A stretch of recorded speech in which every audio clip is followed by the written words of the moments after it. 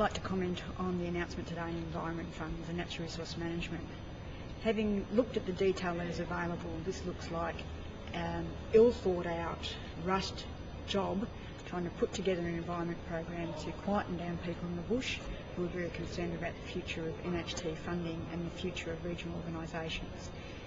This seems to me a hodgepodge of environment programs that has no overall strategic approach, that does not build on our lessons from the past. We're now around 2 decades down the track in terms of funding for environment programs and land care programs and programs for natural resource management, yet we seem to have gone back to the beginning where we're going for a more individualised approach, directly funding small programs that don't, we believe, contribute to the overall building of environmental protection and natural resource management in Australia.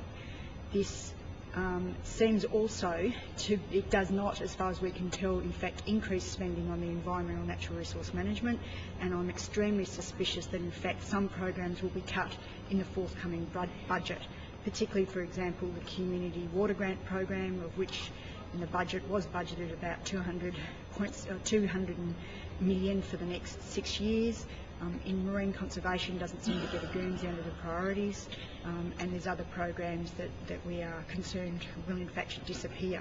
So while Mr Garrett claims that there isn't any decrease in funding, I actually think that there is, because funding programs seem to, I think, will disappear in the budget. There's certainly no new money for the environment here.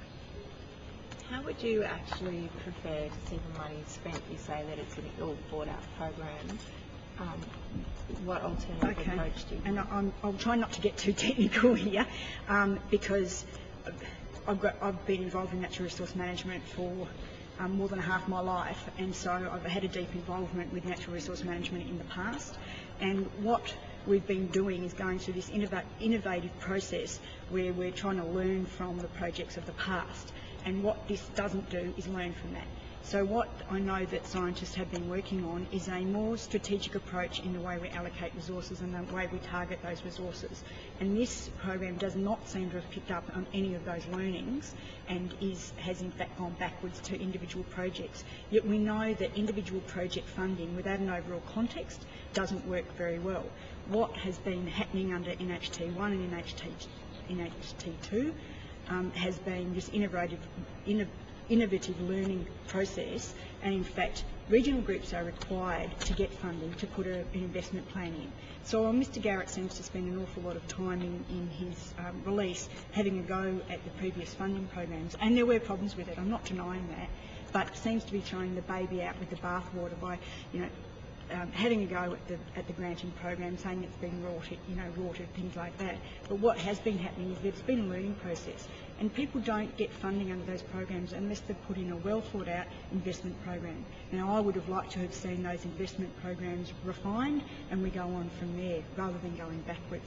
And if I was in a regional group right now, I would not be very happy. I'd be feeling quite uncomfortable with the fact that there's not a lot of detail going along with these programs. You say that there doesn't appear to be an increase in funding.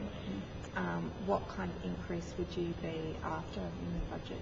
Well, what we need to be doing is looking at the requirements of natural resource management. Now, for example, we heard the WWF come out this week saying there's an inadequacy in the funding for the National Reserve System, and in fact we're falling behind in protecting our natural areas in Australia, and we're unlikely to meet our 2010 target unless we significantly increase investment. And you're talking about hundreds of millions of dollars for national parks and biodiversity protection alone. Now, looking at the figures, they're almost exactly the same for those 4 programs as the previous government was investing in those programs, and yet biodiversity hotspots has fallen away.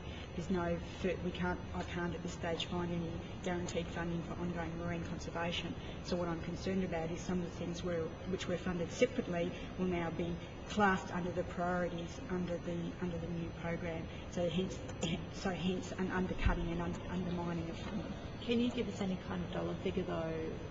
You say there should be an increase in funding. How much of an increase should there be? I haven't sat down and done the figures in terms of how much we should increase that funding, but we certainly believe that we need to be at least coming up meeting indexation, for example, in funding, because while funding remains the same, of course, costs and prices, etc., are going up. Can you explain just why regional groups would not be happy with this revamp? Regional groups at this time, a lot of them, and it depends on how much of their funding that they've got at the moment they have spent. Some of them haven't spent all of their money yet, but I know very well that some have, because I've been in direct communications with some of them. They're in fact losing their staff right now. So unless they can guarantee their staff not only their admin support, but they've got project money to work on, their staff are going to be moving on. And in fact, they are already losing staff. And this is what happened under NHT2. What happened when they rolled into the new program from NHT1 to 2 is that because of the uncertainty, they lost a lot of staff. And there's been 2 decades now of building up expertise in natural resource management in regional areas, and I'm deeply concerned that we are going to be in a position of losing that capacity because people are leaving the regional organisations. It's quite unclear from the information that's available at the moment what the regional groups will be able to spend their funding on.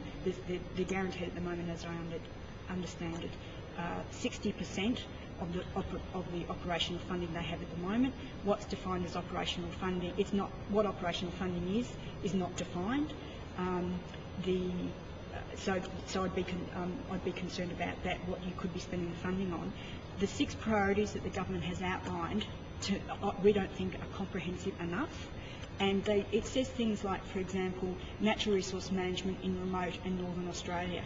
Now, does that mean that southern Australia, where we have huge environmental land management problems, does that mean that we won't be prioritizing those areas in the sorts of programs that we've been running to date?